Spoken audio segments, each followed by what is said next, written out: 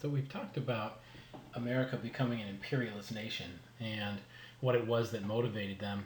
And one of the clearest examples of U.S. imperialism is the Spanish American War, which takes place in 1898. And this war earned the nickname the Splendid Little War. And one of the things we're going to try to figure out is why would a war ever be called a splendid little war? And the reality is the Spanish American War was short and quick in some ways, but in other ways it was actually long and drawn out. What we have here is a picture of the Rough Riders, which is the American military force sent to Cuba, which is where the Spanish American War was fought in addition to the Philippines. And here in the middle we have a picture of Theodore Roosevelt, who actually led the Rough Riders. And this is one of the things that kind of propels him to political stardom. So the question we need to ask ourselves is why Spain and why now? So here's the United States over here, and here's Spain over here. And we can refer back to the maps that we filled out and looked at in class. The Spanish-American War is actually going to be fought in Cuba, which was a Spanish colonial possession, and the Philippines, which is also a Spanish colonial possession. Cuba being only 90 miles from Florida, the United States actually had a vested interest economically in the island. So we're going to talk about what exactly it was about Cuba that had the United States so interested in it. So in order to understand the situation in Cuba, we need to go back a little bit. In the 1860s, there's a revolt in Cuba against Spanish rule. And Spain is going to be able to put down this revolution. Here's a rebel here for you. And when Cuba stabilizes, becomes a safer place for the United States to invest money, many people from the United States are going to invest in Cuba. A lot of this money is going to go into the Cuban industry, Cuban sugar industry. And sugar cane is going to be one of the biggest crops in Cuba, and Americans are going to have huge amounts of money invested in the sugar industry in Cuba. So by the time the 1890s come along, the United States and Cuba are trading $100 million worth of good per year. And in 1898, when the Spanish-American War breaks out, that's a pretty significant amount of money. So for American businessmen investing in Cuba, life was good. There was a lot of money being made, things were going very, very well, and they had a real interest in making sure that things in Cuba kept going the way they were going. The problem is they didn't keep going the way they were going. And in 1893, something we've actually talked about earlier, there was an economic panic, an economic downturn. And when this happened, the United States tried to protect American businesses by increasing tariffs, which are taxes on imported goods. Now, this is going to make stuff imported from Cuba more expensive, and it's going to hurt Cuban trade. It's going to hurt the Cuban economy, and the Cubans are going to get upset about this. So the question we need to ask ourselves is, who are the Cubans going to get angry at? And you would think that they would get angry at the United States for passing tariffs. But in fact, what often happens is when things go wrong, you blame who is in charge. And in this case, Cuba was a Spanish colony. And so the Cubans are going to blame the Spanish, and they're going to try and take out their frustration on them. So if you're an American looking at this situation, you got to ask yourselves, do you support the Cuban rebellion against Spain, or do you oppose it? Many Americans supported Cubans who began an uprising against Spanish rule for a couple of reasons. One, they liked the idea of a struggle for independence. This is something Americans are very familiar with, the American Revolution, the idea that countries should rule themselves. This is something people can get on board with. In addition, and perhaps more significantly, many Americans had investments in Cuba. They had an interest in the Cuban economy, and their crops and investments were put in danger by both the Spanish and the Cubans, who are fighting against one another. And if they're fighting against one another, the businesses and the economy in Cuba is going to struggle, and American investments are going to be put in danger. This support that Americans are going to have for the Spanish-American War is going to be fueled by something called yellow journalism. And what yellow journalism was sensationalist reporting, in which writers often exaggerated in order to attract readers. And in the late 1800s and the 1890s, you had two newspapers in particular that are significant examples of yellow journalism. William Randolph Hearst owned the New York Journal, and Joseph Pulitzer owned the New York World. And these guys were competing for readers, and they were competing for the best story.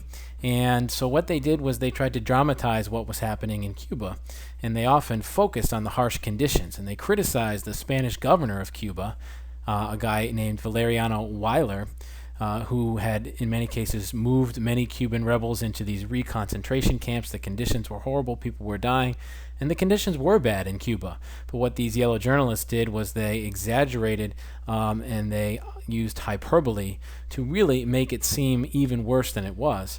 Not only with the conditions within Cuba, but also with events that happened that ended up getting the United States involved in the conflict. I have here an example of yellow journalism from the New York World, where they're explaining what's happening in Cuba, and they say no man's life, no man's property is safe. American citizens are imprisoned or slain without cause. American property is destroyed on all sides. Cuba will soon be a wilderness of blackened ruins. This year there is little to live upon. Next year there will be nothing. The horrors of a barbarous struggle for the extermination of the native population are witnessed in all parts of the country. Blood on the roadsides, blood on the fields, blood on the doorsteps, blood, blood, blood. Is there no nation wise enough, brave enough, to aid this blood-smitten land? Certainly, in this particular piece, the author is making a clear statement about what's happening in Cuba, and maybe using a little bit of hyperbole or a little bit of drama to capture the reader's attention about exactly how bad it is. So the situation is one where Americans are very much paying attention to what's happening in Cuba. People are starting to clamor and starting to say that there's this revolution going on. These people are fighting against oppressive rulers from Spain, so maybe we should help them out. There are two events that are really going to be the straw that break the camel's back, so to speak, and push the Americans over the top. One is there's going to be this private letter from the Spanish ambassador to the United States, which is made public, and in it he's basically going to call out President McKinley and, in essence, insult the president. And people are going to think this is just outrageous and that, certainly, we shouldn't stand for it. But more significantly, an American vessel, the USS Maine, which is actually stationed in Havana Harbor, Cuba, is going to explode. And the Spanish are going to be blamed, and the reality is there's a little bit more of a question about what actually happened. So immediately after the USS Maine explodes, you have headlines around the country that look like this, which basically say the destruction of the warship Maine was the work of an enemy. The Assistant Secretary Roosevelt, Theodore Roosevelt at the time, was convinced the explosion of the warship was not an accident. The newspaper itself is offering $50,000 of a reward, and they're really not opening their eyes to the fact that perhaps this was an accident. And they're certainly, without all the facts being collected, pushing a narrative about what exactly. We look back now, and there's clear evidence that the Maine actually exploded because of an accident. There was an explosion in the boiler room, and the Maine actually sunk without any sort of Spanish torpedo or Spanish attack. But this information isn't going to matter to people at the time. With the yellow journalism being what it was, with the culture in the United States being what it was, they're going to start clamoring for war. And there's going to be what's called jingoism throughout the United States, this attitude of aggressive nationalism, in particular within the Republican Party, which at this point controls the presidency in William McKinley, and they want war. And they're finally going to get it, all these people who are clamoring for war against the Spanish. But there is going to be a condition. There are going to be people who are still resistant to this idea. And so they're going to get war, but only if we add an amendment to the war bill, the Teller Amendment, which says that if we go to war, we're not going to annex or add Cuba. We're going to let the Cubans be independent and have self-rule. The war itself is actually going to be fought on two fronts. Cuba is going to be one, but actually it's going to start in the Philippines, which is all the way around the world. And this kind of shows you what the United States was really going for and what they had in mind when it came to fighting the Spanish. It wasn't just about the Cubans, it was about expansion in other places as well. So, the presentation here isn't really about the conflict itself, because the Spanish-American War ends relatively quickly. In the Philippines, Commodore George Dewey is going to be the American commander who's going to quickly defeat the Spanish fleet. And Emilio Aguinaldo, a name which will come up later on, he is going to be a Filipino revolutionary who fights against the Spanish troops. And the Americans are actually going to help this guy. And we'll talk about what happens with him a little bit later.